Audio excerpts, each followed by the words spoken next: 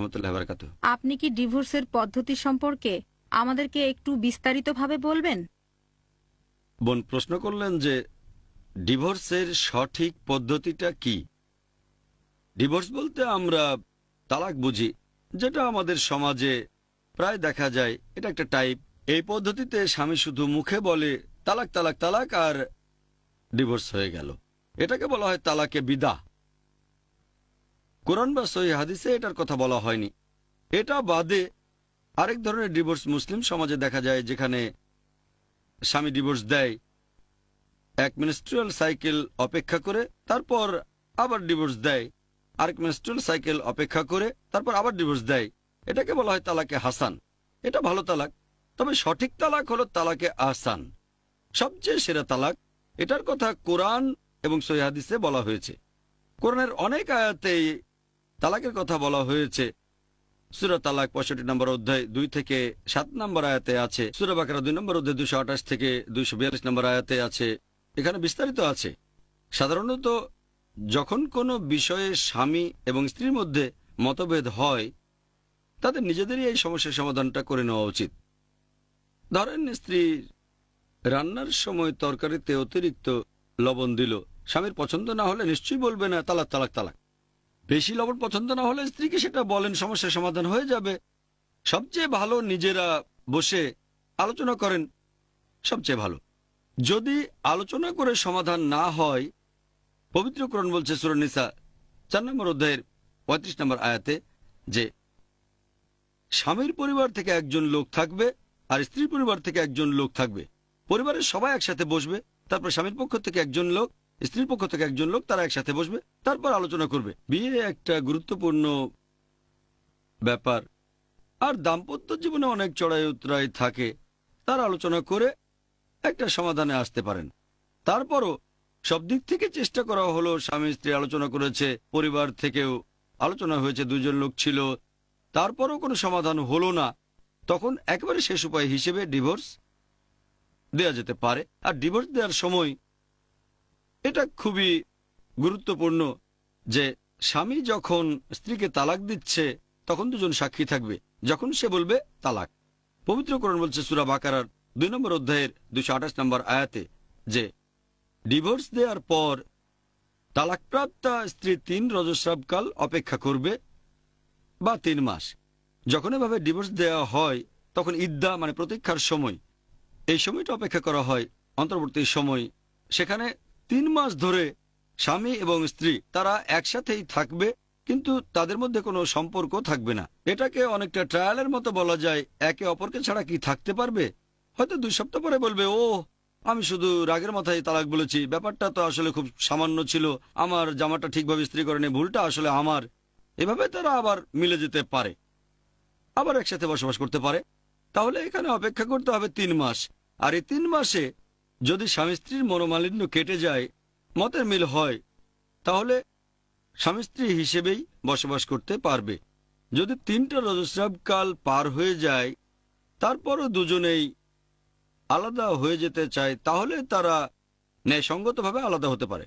তারা একে অন্যের সাথে ঝগড়া করবে না, একে অন্যকে দোষ দেবে না, জনসমক্ষে অন্যের নামে বদনাম করবে না, ভদ্রভাবে সম্মান দেখিয়ে আলাদা হয়ে যাবে। আর পবিত্র কোরআন বলছে সূরা বাকারা 2 নম্বর অধ্যায় 229 নম্বর আয়াতে যে স্বামীর দেয়া উপহারগুলো ফেরত নেওয়া উচিত না, সেগুলো স্ত্রীকে দিয়ে দেওয়াই ভালো। আর যদি আলাদা হয়, ধরেন 2 বছর পরে স্বামীর মনে হলো যে আমি ভুল করেছি, তাহলে আবার একই মহিলাকে বিয়ে করতে পারে।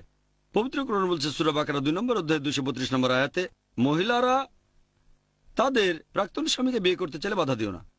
তার মানে মানুষের মধ্যে ভুল ধারণা আছে, যাকে ডিভোর্স দেওয়া হয় তাকে আর বিয়ে করা যায় না।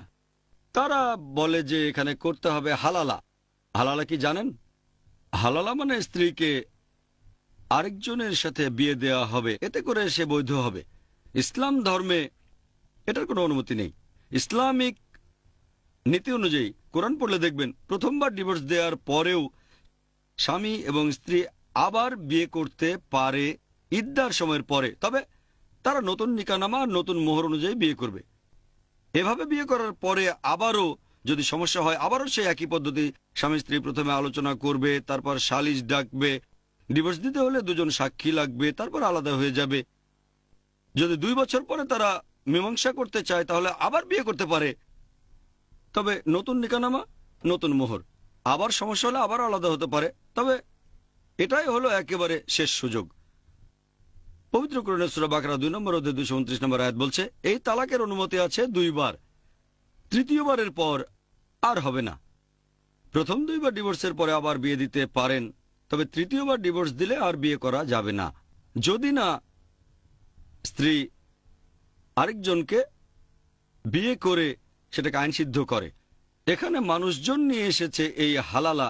যদি আমি রাগের মাথায় বলে ফেলি তালাক তালাক তালাক, তারপর অনুতাপ করি, তখন স্ত্রীকে আরেকজনের সাথে বিয়ে দেওয়া হবে।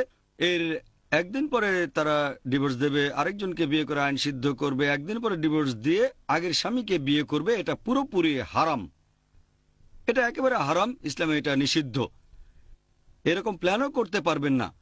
যেটা বলা হয়েছে, যদি স্বামী স্ত্রীর বিয়ে হয় তারপর ডিভোর্স দিল আবার বিয়ে করলো, এই বিয়ে করাটা ছেলে খেলা না।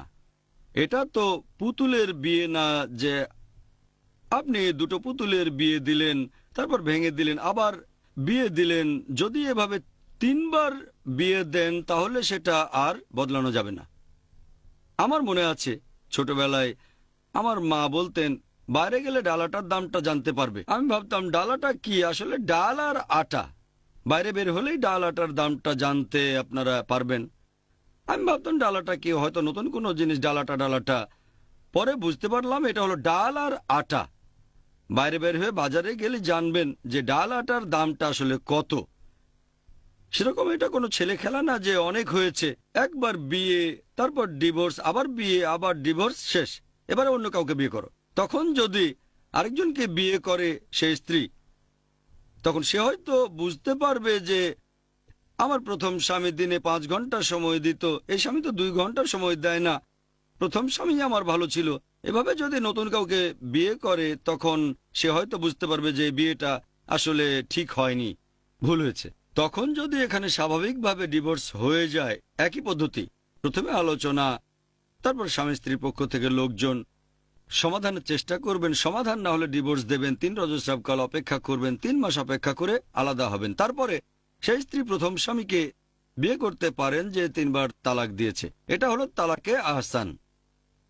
এই তালাকের কথা পবিত্র কোরআন এবং সহিহ হাদিসে বলা হয়েছে। অন্য 2টো তালাকে বিদা, এটা পরে বানানো, তারপরে তালাকে হাসান। সবচেয়ে সেরা হচ্ছে তালাকে আহসান। এটার কথাই পবিত্র কোরআন এবং সহিহ হাদিসে বলা হয়েছে। আশা করি উত্তরটা পেয়েছেন।